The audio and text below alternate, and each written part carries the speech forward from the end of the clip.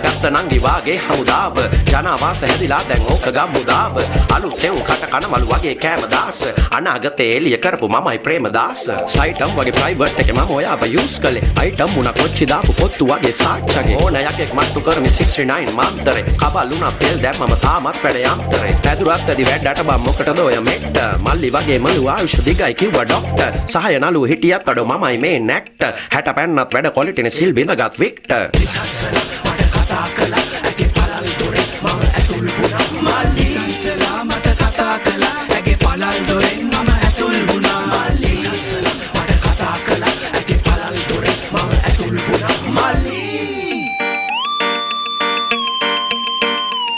මල්ලි